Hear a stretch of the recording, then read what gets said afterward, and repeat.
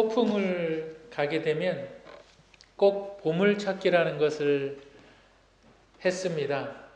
근데 저는 이상하게 보물찾기를 하면 잘 못 찾아요. 다른 아이들은 보물찾기를 하면 막 2개, 3개 막 이렇게 찾아서 야, 너 못 찾았어? 그럼 하나 이렇게 나눠주기도 하고 그러는데 또 자존심은 있어가지고 또 그런 거 남이 주는 것도 받는 건 싫어해가지고 막 보물찾기를 하려고 그러면 잘 못 찾아요. 바닥에를 뒤져도 없고 나무에를 막 올라봐도 없는데 남들은 잘 찾아요. 여러분들은 보물찾기 해보시면 잘 찾는 분이셨어요? 못 찾는 분이셨어요? 잘 찾는 분이셨어요?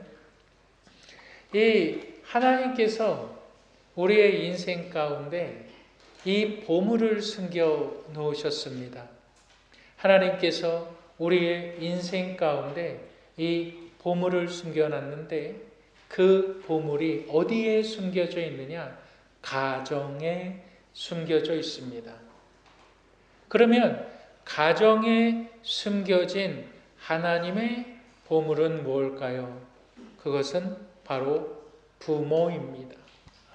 하나님께서 숨겨놓으신, 가정에 숨겨놓으신 그 보물, 그 보물이 왜 부모인지 오늘 본문은 그것을 이야기해 주고 있습니다. 오늘 증거되는 말씀을 통해서 하나님의 깊은 은혜를 경험하시는 분들이 되시기를 주님의 이름으로 축복합니다. 함께 나눌 말씀의 제목 우리 한번 따라 하시겠습니다. 부모 하나님의 축복의 통로. 부모는 하나님의 축복의 통로입니다. 거기서 우리가 기억해야 되는 것이 있는데 왜 부모가 하나님의 축복의 통로이냐? 우리가 그것을 알아야 돼요. 우리가 첫 번째로 기억해야 되는 것은 주 안에서 순종하는 것. 따라 하시겠습니다. 주 안에서 순종하는 것. 내가 주 안에서 부모에게 순종하는 것을 할 때 부모가 가정 안에 숨겨둔 보물이라는 것을 알게 된다라는 뜻이에요. 내가 주 안에서 부모에게 순종을 할 때, 하나님께서 이 가정에, 내 가정에 보물을 숨겨놨는데 그 보물이 부모구나. 그 보물이 부모라는 것을 어떻게 발견할 수 있느냐? 주 안에서 부모에게 순종할 때 그 보물을 발견하게 된다. 여러분, 우리 본문 1절을 한번 다 같이 읽도록 하겠습니다. 시작. 주 안에서 너희 부모에게 순종하라. 이것이 옳으니라. 순종이라는 것은 휘파쿠오라는 헬라어인데 아래에서 듣고 행하다. 여러분 이거 잘 기억하세요. 순종이라는 말은 아래에서 듣고 행하다. 이것이 순종입니다. 그리고 주 안에서 너희 부모에게 순종하라. 부모에게 순종하라. 이것이 옳으니라. 도덕적으로, 문화적으로, 전통적으로 맞다라는 말이 아닙니다. 이것이 옳다. 야, 부모에게 순종하는 거는 맞는 거야. 다 하는 거야. 이 뜻이 아닙니다. 부모에게 순종하는 것은 하나님의 창조 질서에 맞다라는 뜻입니다. 너희가 하나님을 믿고 너희가 하나님을 예배하고 너희가 하나님의 자녀면 부모에게 순종함으로 무엇을 배우게 되느냐? 하나님의 창조 질서를 배우게 된다. 에베소는 1장부터 6장까지 기록되어져 있는데 1장서부터 4장까지는 교리적 내용이에요. 성도에 대해서 이 성도가 하나님을 어떻게 믿어야 되고 하나님을 믿을 수밖에 없는 이유에 대해서 기록해 놓은 것이 1장서부터 4장까지입니다. 그리고 나서 이제 5장, 6장은 무엇을 이야기하고 있느냐? 하늘의 신령한 복에 대해서 기록하고 있어요. 하늘의 신령한 복, 하나님께서 하늘의 신령한 복을 이 땅에 내려주셨는데 이 땅에 내려주신 그곳이 어디냐? 가정이다. 그 가정에 하나님께서 무엇을 숨겨두셨냐? 보물을 숨겨두셨다. 그 보물이 바로 부모라는 것입니다. 그 부모에게 순종하는 것이 옳으니라. 이 말의 뜻은 부모에게 순종함으로 인해서 너는 하나님에 대해서 알게 되고 하나님께서 어떠한 분이신가, 하나님의 창조 세계, 하나님의 신령한 세계에 대해서 눈을 뜨게 된다라는 말입니다. 그런데 앞에 선행 구절이 있어요. 주 안에서라는 말이에요. 내가 하나님을 믿는, 예수 그리스도를 믿는 믿음 안에서. 그렇다면 우리는 이렇게 생각할 때가 있어요. 내 부모는 믿지 않아. 내 부모는 믿지 않기 때문에 나는 그 부모에게 순종할 필요가 없어. 이렇게 착각할 수도 있어요. 그렇지 않습니다. 성경은 믿는 부모에게 순종해라 이렇게 말하고 있지 않아요. 부모에게 순종해라. 모든 부모들에게. 내 부모가 믿음을 가지고 있던, 내 부모가 믿음을 가지고 있지 않던 그 부모에게 순종하는 것이 하나님의 창조 세계를 안다는 거예요. 가령 이런 분들이 있습니다. 나는 믿음이 있어요. 나는 하나님을 믿어요. 그런데 내 시골에 계신 어머니는 하나님을 믿지 못해요. 하나님을 안 믿어요. 조상신들을 섬겨요.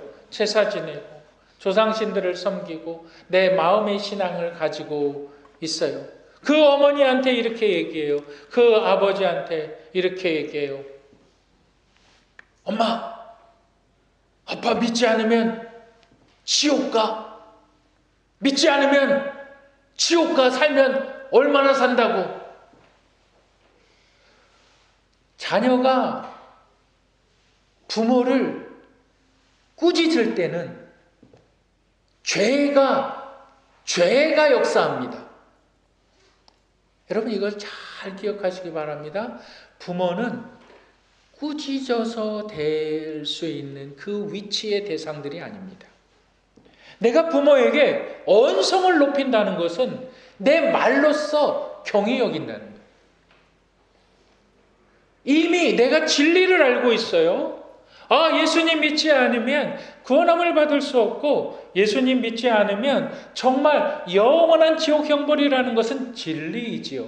그런데 그 진리가 전달되어질 때는 인격이라는 통로를 지납니다. 인격이라는 통로를 지날 때에 그 통로는 부모를 공경하는 것, 부모에게 순종이라는 것은 부모를 높이 둔다는 거예요. 그럼 말을 어떻게 해야 될까요? 내 부모가 믿지 않아요. 내 부모가 하나님에 대해서 잘 몰라요. 내가 교회 가는 거를 갖다가 뭐라 그래요? 내가 신앙생활을 하는 거를 갖다가 뭐라 그래요? 그럴 때 나는 부모를 향하여서 내가 신앙생활하는 걸 갖다가 뭐라 그러지 말라고. 내가 신앙생활하는 걸 갖다가 간섭하지 말라고. 엄마는 그러다 지옥 간다고, 아빠는 그러다 지옥 간다고 이렇게 말하는 자녀들이 있다면 그것은 마귀의 역사입니다. 왜 그럴까요? 에베소서는 하늘의 신령한 것을 이야기하고 있는데 항상 믿는 자들이 분을 품을 때 마귀가 역사해요. 분을 품을 때. 내 부모님이 믿지 않아요. 그러면 자꾸 내 신앙에 대해서 간섭을 하시고 잘못됐다고 이야기할 수도 있어요. 그러면 내 인격에, 내 신앙의 말로 부모를 설득하는 거예요. 말하는 거예요. 엄마, 나는 예수님 믿어서 참 잘 돼. 엄마, 나는 정말 신앙생활을 함으로 인해서 내 인생이 정말 기뻐. 내 인생이 평안해. 내 인생이 감사해. 믿지 않는 부모라 할지라도 내 자식이 감사하고 기쁘다, 평안하다 하면 그 평안 나도 좀 누려보고 싶다. 그렇게 예수를 전하는 거예요. 여러분 기억하시길 바랍니다. 부모는 꾸짖으면 이미 마음과 귀를 닫아버립니다. 순종이라는 것은 아래에서 듣고 행하는 것입니다. 여러분 부모님들에게 순종하시는 분들 되시기를 축복합니다. 어머니들, 아버님들, 우리 권사님들 다 계신데 자녀분들이 이 자리에 안 계시잖아요. 지금 자녀분들이 들어야 되는 말씀입니다. 그래서 교회 주보에 보면 그 QR코드가 있죠. 그거 딱 찍으면 교회 설교랑 바로 연결이 돼요. 자녀들에게 설교문을 보내주세요. 자녀들이 들어야 돼요. 두 번째로 부모가 하나님의 축복의 통로라는 것에 있어서 우리가 기억해야 되는 것이 있는데 우리 한번 따라 하시겠습니다. 부모를 공경해야 한다. 우리 2절을 한번 읽겠습니다. 2절 다 같이 시작.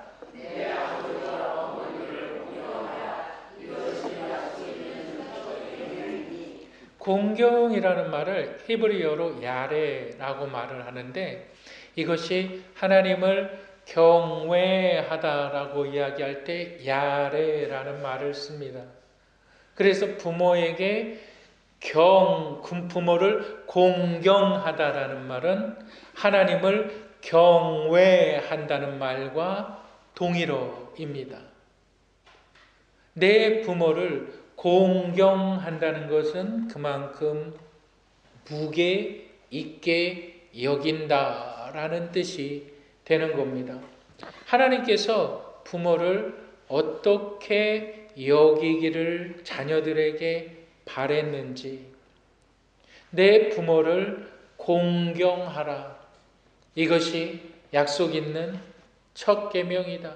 여러분, 닭이 알을 품어서 부화시키기까지 걸리는 요일이 21일 정도가 걸린다고 합니다. 어미닭이 알을 골고루 따뜻하도록 이 날개로 알을 이리저리 굴리면서 품습니다.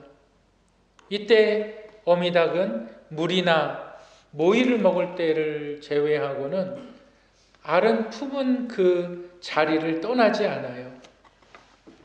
어미닭의 그 엄청난 쑥으로 인하여서 닭이 그 알을 품는 엄청난 쑥으로 인하여서 알이 부화가 되어서 병아리가 깨어납니다. 며칠 만에요? 21일 만에. 여러분, 송아지는 딱 어미 뱃속에서 나와서 며칠 만에 걸어 다닐까요?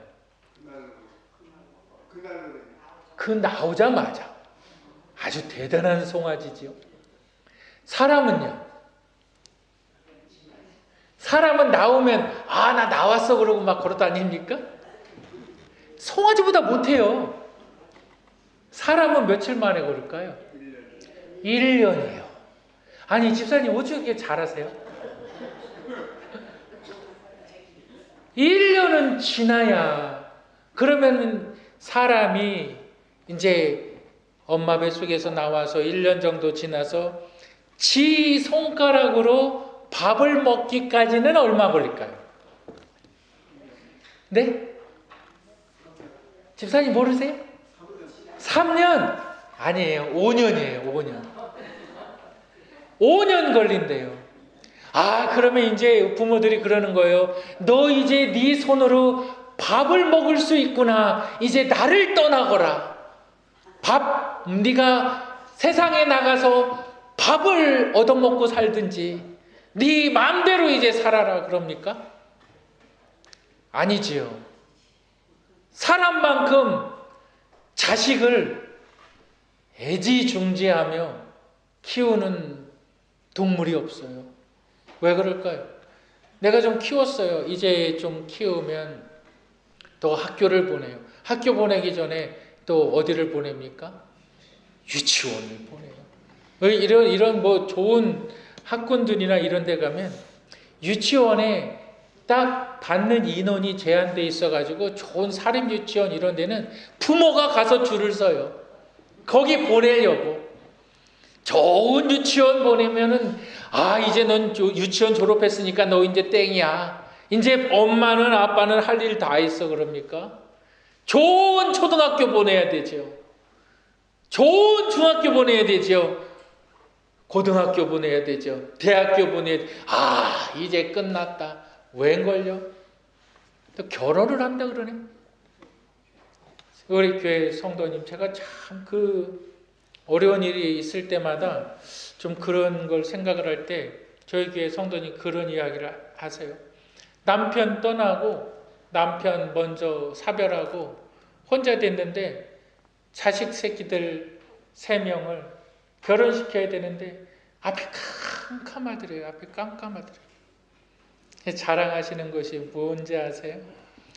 목사님, 그래도 내가 3명 다 예식장에서 결혼시켰습니다. 아니 어머니, 그게 아니라 예수님을 믿으셔야만 됩니다. 내가 그래도 이 3명을 다 예식장에서 결혼시키셨습니다. 제가 그걸 잘 몰랐어요. 그게 얼마나 대단한 일인지를 몰랐어요. 얼마나 그게 큰 일인지를 몰랐어요. 근데 그분에게는 그것이 자기에게 있어서 굉장히 큰 일이었어요. 왜 그럴까요? 왜 그럴까요? 그렇게 힘들었다는 거거든. 그렇게 힘들었다는 거예요. 돈이 없으면 돈을 빌려야 되잖아요. 자식을 결혼시키는데 돈이 없어요. 나 돈 없어. 니들이 알아서 살아. 물론 그런 부모들도 있죠. 근데 대부분 그렇게 합니까? 어떻게 해서라도 빚을 져서라도 하잖아요. 그렇게 결혼시켜 놓으면 자식들이 잘 살고 합니까? 아니요. 따라해 보세요. 내가 죽을 때까지. 왜 따라 안 하세요? 내가 죽을 때까지 짐이다. 근데 부모는 그 짐을 당연하게 여겨요. 내가 그 무거운 짐을 지는 것을 당연하게 여겨요. 그런데 성경은 이렇게 얘기합니다. 그 부모가 너의 보물이다. 그것이 보물이 되기 위해서는 너는 부모를 공경해야 된다. 라고 이야기를 하고 있는 거예요. 그렇다면 우리가 정말 그것이 보물인 이유에 대해서 성경은 이야기하고 있습니다. 부모 하나님의 축복의 통로에서 우리가 기억해야 되는 3번째, 우리 한번 따라 하시겠습니다. 이 땅에서 반드시 보상이 있다. 현세적인 삶에서 이 땅에서 우리가 죽어서 천국 가는 것, 하나님 나라에 영원히 사는 것은 맞지만 이 땅에서의 반드시 보상이 있다. 여러분 이렇게 이야기를 하고 있어요. 우리가 3절, 우리가 2절을 다시 한번 2절 다시 한번 읽고 3절을 읽겠습니다. 시작. 내 아버지와 어머니를 공경하라. 이것은 약속이 있는 첫 계명이니. 자 보세요. 공경하라 다음에 나오는 것이 뭐예요? 첫 계명이지. 계명이니. 그렇다면 이 계명이 뭔지를 알아야 되는 거죠. 너희가 부모에게 순종을 하고 너희가 부모에게 공경하면 이 계명을 따라서 우리 3절 다 같이 읽겠습니다. 시작. 이로써 내가 잘되고 땅에서 장수하리라. 내가 잘되고 땅에서 장수하리라는 말의 뜻을 정확하게 알아야 되는 겁니다. 이 말씀은 계명, 성경에서 계명을 딱 주셨을 때가 언제입니까? 모세가 출애굽했을 때 시내산에서 누구로부터 계명을 받습니까? 야훼 하나님으로부터 계명을 받아요. 그것을 십계명이라고 이야기를 하죠. 그래서 이 십계명에서 1계명부터 4계명까지는 뭡니까? 하나님과 나와의 관계. 예를 들어서 너는 나 위에 다른 신을 내게 두지 말라. 너는 너를 위하여 우상을 만들지 말라. 너는 내 하나님 여호와의 이름을 망령되이 부르지 말라. 안식일을 기억하여 거룩하게 지키라. 하나님과 사람과의 관계에 있어서의 계명이 1계명부터 4계명. 여러분, 10계명은 보상이 있는 계명이 아닙니다. 내가 여호와의 하나님의 이름, 내가 여호와의 이름을 망령되이 부르지 않았다고 해서 하나님께서 너에게 이러한 보상을 해주겠다. 보상을 보장한 내용이 아닙니다. 10계명은. 그런데 10계명 중에서 단 하나의 내용, 5계명은 10계명 중에서 여호와 하나님께서 보상을 말씀하신 내용이 바로 5계명입니다. 여러분, 이 보상이 누구에게? 하나님을 믿는 자녀들에게 주어졌는데 10계명을 받을 때에 이스라엘 백성들의 형편과 처지를 이해를 해야 되는 거예요. 왜요? 그들이 이 이스라엘 백성들이 출애굽해서 나올 때에 그들에게는 땅이 없었어요. 그래서 이스라엘 백성들을 갖다가 뭐라 그러냐면 유목민이라 그러는 거예요. 유목민. 그리고 이 이스라엘 백성들이 출애굽해서 이집트에서 광야 생활을 할 때에 온갖 질병과 이 풍토, 온갖 열악한 상황 가운데에서 쉽게 죽을 수밖에 없었어요. 그러는 상황에서 내가 땅에서 장수하리라 말하는 것은 실질적으로 그들이 원하고 그들이 바랬던 거예요. 나도 좀 병들지 않고 오래 살았으면 좋겠어. 이스라엘 백성들은 그것을 생각한 거예요. 야, 우리도 좀 집이 있었으면 좋겠어. 우리도 좀 돌아다니지 않고 맨날 여기다 텐트 치고 맨날 옮겨다니면서 여기다 텐트 치고 맨날 옮겨다니면서 딴 데다 텐트 치지 않고 우리도 우리만의 땅이 있어서 우리도 이제 이사지만 다니고 싶어. 그 사람들에게 약속한 하나님께서 땅을 주시겠다는 거예요.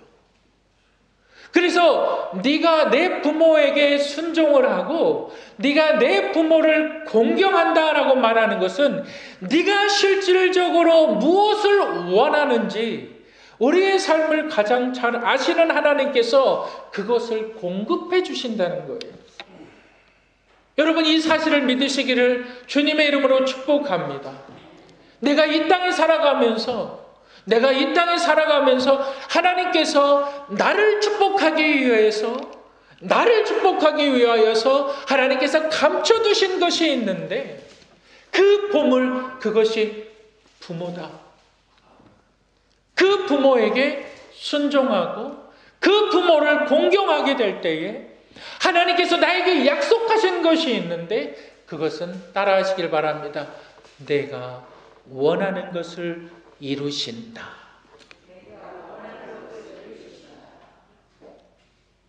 말씀이 그것을 증명하고 있습니다.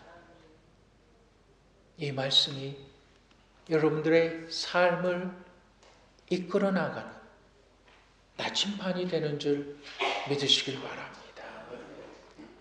이 놀라운 말씀 앞에 여러분 순종하시고 이 말씀을 따라 행하시는 분들이 되시길 바랍니다. 그리고 마지막에 이렇게 이야기를 하고 있어요. 이렇게 얘기합니다. 또 아비들아, 너희 자녀를 노엽게 하지 말고 오직 주의 교훈과 훈계로 양육하라. 여기서 노엽게 하지 마라. 이 말의 뜻이 뭘까요? 따라 하시겠습니다. 소리 지르지 마라. 이 뜻입니다. 내 자녀에게 소리 지르지 마라. 왜? 마귀가 역사한다. 마귀가. 여러분, 이것을 지켜나가시는 축복된 부모님들, 또한 자녀분들 되시기를 주님의 이름으로 축복합니다. 우리 함께 기도하겠습니다.